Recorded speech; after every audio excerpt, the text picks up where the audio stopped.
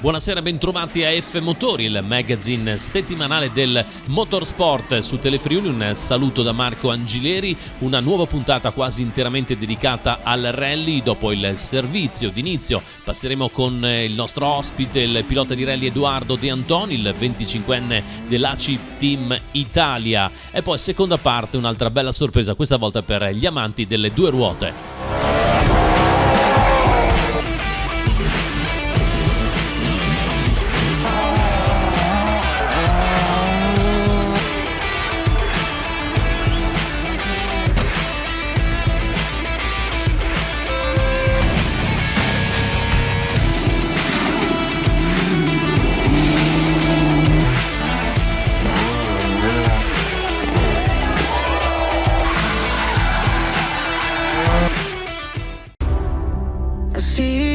Constellations. This life, can I be lost forever? I watch my generation. Sabato 12 novembre in Slovenia è andato in scena la 15ª edizione del Rally Idria, ultimo round stagionale del campionato nazionale sloveno, con 65 equipaggi al via, di cui 7 italiani, che hanno affrontato un percorso su asfalto con 3 prove speciali ripetute 3 volte con 84 km cronometrati su 180 totali. Vittoria conquistata dal pilota sloveno Marco Grossi sulla Hyundai i20 R5. Ottima prestazione per Federico Laurencic, navigato da Alberto Mlakar della Gorizia Corse, che dopo la seconda posizione assoluta conquistata nella passata edizione si confermano a podio, salendo sul terzo gradino della classifica assoluta sulla Skoda Fabia Rally 2 del Motor Team.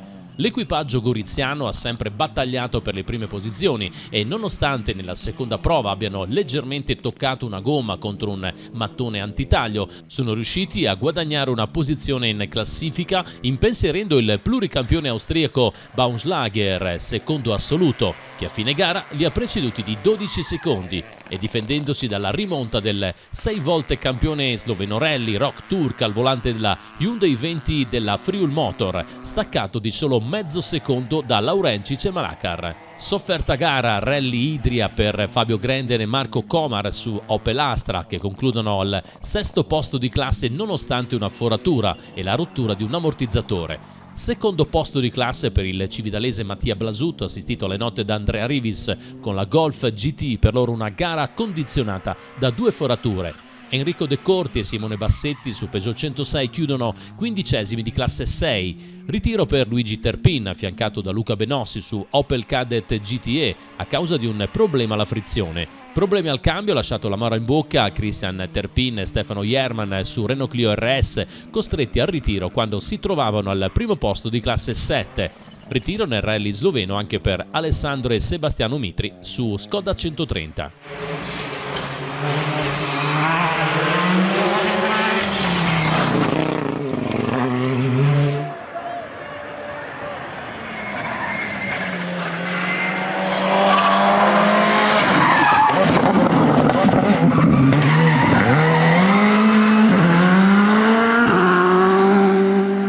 Salutiamo, una buonasera a Edoardo De Antoni, pilota rally, 25enne mi sembra. Ciao, buonasera. Ciao, buonasera a tutti. Allora Edoardo, ti abbiamo ospitato un po' di tempo fa, adesso sono cambiate molte cose. Lo scorso anno mi sembra il trofeo per quanto riguarda appunto Yaris Toyota, una bella novità. Quest'anno sono cambiate le cose, te lo ricordiamo, hai un cognome importante per quanto riguarda i rally, perché tuo papà Max, lo ricordiamo, con Torino Tognana, mi sembra 82 campioni italiani rally, perciò è un così sulla schiena un cognome molto importante. Tuo papà è di Udine, te è originario comunque anche della zona, però veneto, possiamo dire anche un po' friulano. Raccontaci questa tua nuova stagione che ti ha visto protagonista sullo scenario italiano. Vediamo anche la maglia dell'ACI Team Italia, perciò raccontaci la tua stagione su 2 fronti diversi, con 2 vetture molto diverse. Sì, è stata sicuramente la mia stagione migliore, abbiamo fatto veramente tante gare. Siamo partiti con il campionato italiano per le 6 gare, di 6 appuntamenti, di cui anche 2 su terra, quindi abbiamo fatto esperienza su tutti e 2 i fondi e specialmente con un'organizzazione che è quella della federazione nello junior, che ci ha fatto crescere veramente tanto. Dall'altra parte abbiamo fatto un percorso fuori dalle gare del campionato italiano di crescita su un'auto a trazione integrale, quindi la R5, In questo sia caso è una R5 Skoda che... Fabia, lo chiamiamo a casa una Skoda Fabia. Scusa, ti interrompo, però c'è stata la ciliegina sulla torta per una gara di casa, è arrivato un podio importante al Rally del Friuli Venezia Giulia al Orientali. Sì, assolutamente, è stata sicuramente la gara che mi ha fatto più emozionare nella stagione. E tra l'altro c'era anche mio padre che non so se l'ha vinto, comunque ha fatto dei buoni risultati negli anni passati, quindi è stato veramente un'emozione arrivare in fondo, fare il mio primo podio assoluto all'Alpi Orientali. E poi chiaramente la stagione impegnativa del campionato italiano. Raccontiamo la Clio, una Rally 5, uno sviluppo di una vettura tra l'altro nuovissima. Come ti sei trovato? Perché in questo caso saltare direttamente da una Toyota Yaris, sia cilindrata molto simile, però turbo, era un po' diverso rispetto a mio avviso una Rally 5 Clio, oppure molto simile? Ma sicuramente ci sono molte differenze tra le due macchine, però la Clio è una macchina veramente che è stata sviluppata bene, va molto forte anche a guardare i tempi rispetto alla classifica assoluta, che comunque è una macchina che ha 180 cavalli e la trazione anteriore, e nelle gare dell'italiano siamo tra i 20 e i 25 assoluti, quindi la macchina va veramente forte, non ha grandi modifiche da fare perché sostanzialmente la maggior parte delle cose sono fisse, e tra l'altro nello junior anche quel poco che diciamo nelle gare normali è modificabile viene tenuto fisso per garantire la parità a tutti i piloti. Sicuramente è una macchina che va molto forte, che bisogna portare al limite piano piano, e su questo hanno aiutato tanto i test che abbiamo fatto con la federazione prima delle gare. La differenza principale tra la vettura, diciamo gioiello, perché la Skoda Fabia R5 o Rally 2 è la vettura che al massimo si può correre, ad esempio nel campionato italiano. La differenza appunto con la Clio Rally 5 non è facile, a mio avviso, scendere da una vettura, salire e fare un rally con un mezzo totalmente diverso sotto l'aspetto della potenzialità. Sì, è stato un'altra delle cose interessanti della stagione, se passare da una macchina integrale con 300 cavalli, assetto, freni, tutto, e poi subito risalire sulla Clio, e anche il passaggio contrario. Però credo che sia servito molto anche questo, perché sono due apprendistati diversi, riuscire a farli nella stessa stagione e anche facendo tanti chilometri sia di test che di gara è stato veramente interessante. Chiaro che con la Skoda con la R5 si hanno delle velocità in curva molto forti, e raggiungere il limite è molto difficile, ma devo dire che anche con il livello che c'è nello junior e con la federazione bisogna sempre stare lì al limite e cercare di commettere veramente meno errori possibili. Ragazzi terribili voi del Team Italia, è chiaro che per mantenere anche questa così logo che hai sul petto e continuare con l'AC Team Italia, ti scontri spesso anche con dei ragazzi che hanno fame di vittoria, perciò lì si inizia già a respirare la vera competizione in questo caso. Sì, cioè, un livello era veramente altissimo, non si poteva mollare un attimo, e eravamo sempre sui secondi, e veramente le gare, specialmente durante la stagione, le vincevamo o perdevamo per secondi, ma pochi, e bastava un errore per essere dietro. Questo però aiuta a trovare il limite, aiuta a cercare di superarlo, e anche tutta l'organizzazione intorno che c'è aiuta, perché c'è un grande supporto, ci sono gli ingegneri, sono delle realtà che quando facciamo le gare fuori è difficile avere per una questione di costi, e invece lì si possono avere. Ecco, torniamo indietro nel tempo. Mi sembra che qualche anno fa ti hai anche conquistato il Rally Italia Talent tra gli under 23 ed è stato, come dire, un bel sigillo che poi ti ha permesso anche di continuare. Ti ricordo anche con Suzuki nei trofei. È passato qualche anno, l'esperienza è aumentata, però guardandoti indietro magari cambieresti qualcosa nella scelta di qualche vettura, di qualche trofeo che non hai voluto fare, che avresti voluto fare. Ma diciamo che correre nei rally è sempre molto difficile dal punto di vista del budget. Per quello che mi riguarda, anche se ho sempre avuto, almeno prima di quest'anno, un budget veramente risicato, quello che io ho cercato di scegliere è sempre stato un programma, piuttosto che andare a fare le singole gare che mi piacevano, di scegliere un programma che avesse un inizio e una fine, ma che costasse quello che io ero in grado di trovare o di mettere come budget, però in modo da fine stagione di avere qualcosa, tra virgolette, da vendere. Cioè ho fatto un programma, sono arrivato in questa posizione, l'anno prossimo posso puntare ad un programma più alto, no? E In questo caso specialmente da di non proporre agli correre. sponsor, immagino da proporre agli sponsor, avendo Esatto, ottenuto dei esatto. risultati, poi un programma completo, questo a mio avviso conta. E fortunatamente comunque qualcosa come riscontro hai avuto, mi sembra.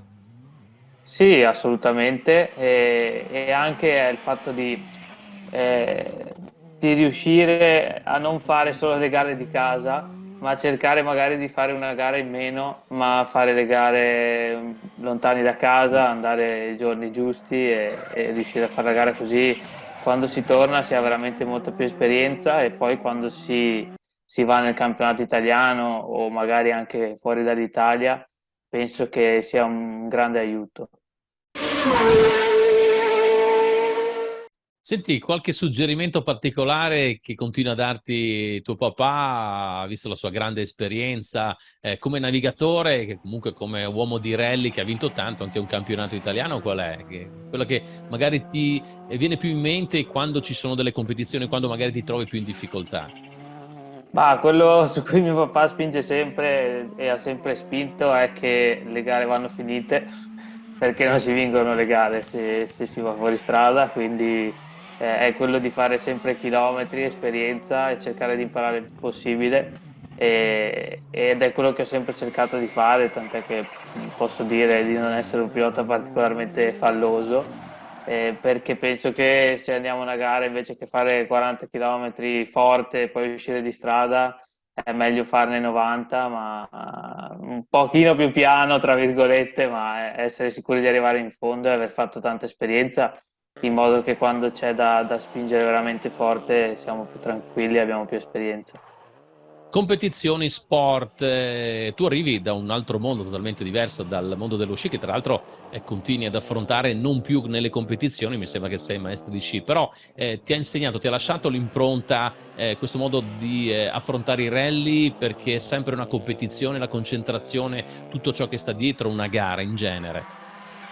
Ma assolutamente sì, mi ha aiutato tantissimo, tanta gente magari viene dai kart, io invece non avevo mai fatto i kart a parte a Lignano con gli amici, quindi non è facile all'inizio stare dietro a quelli che hanno fatto tanti kart, ma lo sci aiuta tantissimo perché i concetti sono gli stessi, traiettorie e velocità anche e quant'altro, però anche dal punto di vista di come approcciarsi alle gare e anche di come far quadrare tutto, tra virgolette, nella vita, tra lo studio e le gare, eccetera, mi ha aiutato tantissimo sciare fin da piccolo.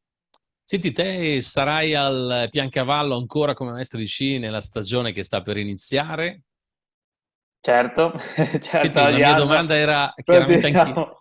era legata anche al fatto che tu il Piancavallo lo conosci bene, soprattutto d'inverno, ma sai, è rientrata anche la bella novità di questi ultimi giorni, il fatto che il Rally Piancavallo farà parte del campionato italiano Rally Asfalto e così immagino un pensierino potresti farlo visto che giochi in casa. Assolutamente l'ho già fatto, non mi ricordo adesso in che anno, ma l'ho già fatto e mi piacerebbe sicuramente rifarlo, è una grande gara. E le gare in Friuli a me piacciono veramente tanto perché sono piene di curve e sono le parti di strada che piacciono a me, quelle molto difficili e tortuose. però cerco anche sempre, appunto, come ho detto prima, di andare più lontano possibile dalla mia zona di comfort. E vediamo l'anno prossimo, spero sicuramente di riuscire a ripartecipare all'Alpi Orientali, perché dopo il successo di quest'anno penso che sarebbe bello ripeterlo e magari migliorarlo, no? Ecco, hai parlato di futuro, oltre ai rally, magari ci sarà Piancavallo, rally del Friuli Alpi Orientali, ancora un programma immagino sia presto per poterlo così definire, oppure stai già gettando le basi per quello che sarà il 2023?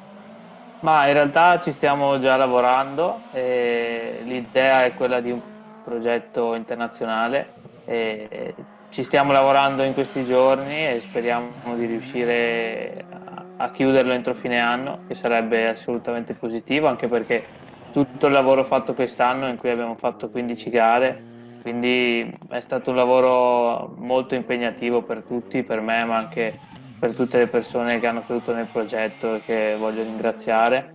E l'idea è quella di andare a fare un programma internazionale che ci possa portare ancora quello step sopra, ecco. Ecco, internazionale chiaramente non potrai anche svelare ancora, però lì ci sarà, immagino, un cambio di vettura oppure resterà ancora la Clio Rally 5? Ma quella è una questione principalmente in realtà di costi. Sicuramente quest'anno abbiamo messo le basi sia per la trazione anteriore che per l'integrale. A me piace molto l'integrale, ovviamente, però sono anche consapevole che certe volte bisogna fare degli step, no? E non saltarli troppo. Vediamo un attimo, noi sicuramente quest'anno abbiamo fatto un bel lavoro per cui siamo pronti per fare qualsiasi cosa. Bisogna metterci tanto impegno adesso e poi quando avremo deciso anche l'anno prossimo sicuramente.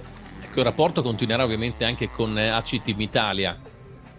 Lo spero vivamente. Noi siamo rimasti veramente contenti di come abbiamo lavorato quest'anno e soddisfatti. È strutturato bene, gli investimenti sono fatti in maniera intelligente, quindi io spero che si punti sempre sui giovani che vogliono andare all'estero e portare alto il nome di una federazione, quindi mi auguro che AC Team Italia sarà con noi. Io ti ringrazio Edoardo De Antonio, ricordiamo pilota rally, 25 anni, perciò ancora un futuro nelle quattro ruote di traverso. Ti auguriamo così un buon riposo, tra virgolette, rallisticamente parlando, ed ovviamente poi dalla primavera in poi un in bocca al lupo per la stagione 2023. Grazie e buona serata. Grazie a voi, buona serata a tutti.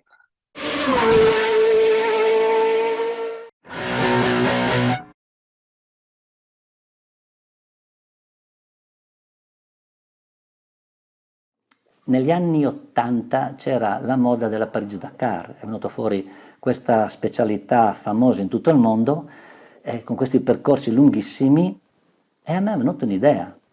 Perché non facciamo una gara di durata che duri, ma non avevamo i spazi sufficienti. L'idea me l'hanno data clienti di Lignano che venivano periodicamente a correre anche con me, e mi ha detto: Flavio, perché non vieni una volta a fare i nostri percorsi che noi corriamo sugli argini, in spiaggia, facciamo dei percorsi tutti rettilini? Bello, ho detto, sono andato una volta con loro e mi ha affascinato questo percorso con rettilini interminabili, con questi curvoni incredibili, e poi la spiaggia, la sabbia che noi non avevamo mai fatto. Parlando col Gemmo ho detto: Giuliano, sai che c'è? Sì, ma è una formula che usano ancora, addirittura corrono di notte, perché non la facciamo a mezzanotte? Bellissima idea. Ed è nata la 12 ore di enduro. La 12 ore di Lignano, che poi ha avuto un successone, è stata inventata da me e qualche altro collaboratore, e vi posso garantire che nell'arco di qualche anno è diventata internazionale e ha chiamato i più grandi nomi del motociclismo internazionale, campioni mondiali di tutte le specialità, e hanno partecipato a Lignano. Una bella soddisfazione, perché l'ho portato avanti per 3-4 anni e vi posso garantire che il pathos, la tensione, tutto quello che concerne la preoccupazione che tutto funzionasse bene, perché lì c'era, buona la prima, non è che era una specialità, qualcosa che potevi partivano e doveva essere tutto a posto, tutto quello che ho curato, tutte le cose che sono venute fuori poi nell'arco di questa manifestazione erano incredibili. Vi posso dire che la prima gara, tanto per darvi un'idea di cosa vuol dire non avere esperienza sul luogo dove tu lo organizzi, nel tracciare il percorso di questa gara 12 ore non avevamo esperienza di come, cosa succedeva in quel luogo lì. Perciò quando ho tracciato la prova speciale che partiva da Terrazzamare alla foce del tagliamento, un lungo rettilineo, ogni tanto per dei passaggi si metteva delle frecce rifrangenti o comunque addirittura delle piccole boccette accese, no? Che potessi indicare la strada, naturalmente essendo buio non potevi vedere. Ma non avevo fatto caso alle maree. Naturalmente io ho tracciato questo percorso qua abbastanza all'interno in modo da anche essere dentro i frangiflutti che c'erano, erano costruzioni in cemento che partivano dalla spiaggia per andare fino al mare e naturalmente andando al mare si alzavano, no? Di altezza. E naturalmente nell'arco di questa manifestazione dura 12 ore la bassa marea ha cominciato a ritirarsi, no, al mare. Cosa succedeva? Il pilota seguiva il bagnasciuga, ma il bagnasciuga che dove aveva cominciato la gara a mezzanotte era qui, quando dopo 6 ore era 10 metri più in là. Cosa è successo?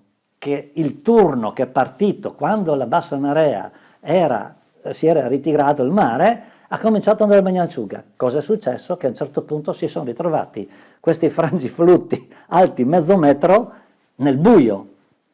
Stavo giusto preoccupandomi di questa cosa qui e sono andato giù di corsa con la moto con un po' di frecce, con un po' di cose per cambiare il percorso in modo da mettere qualche freccia qualche metro prima che indicasse ai piloti di rientrare verso l'interno per poter superare questi frangiflutti nei posti più bassi. Non sono riuscito a beccare tutti, a un certo punto ero lì che stavo andando al frangiflutti successivo e sento un rumore di moto, insomma a un certo punto mi passa, ed era un certo Laurentic, Maurizio di Monfalcone, e si prende in piena il frangiflutti alto 50 centimetri in piena con la moto.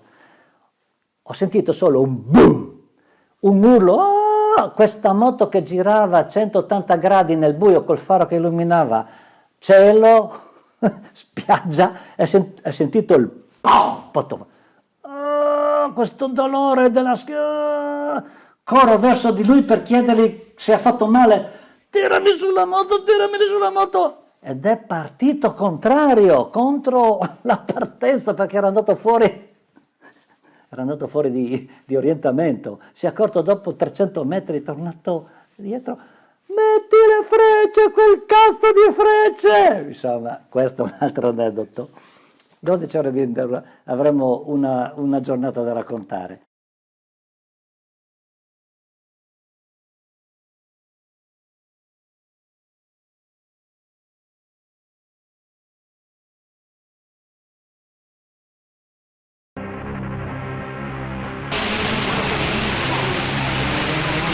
Nero per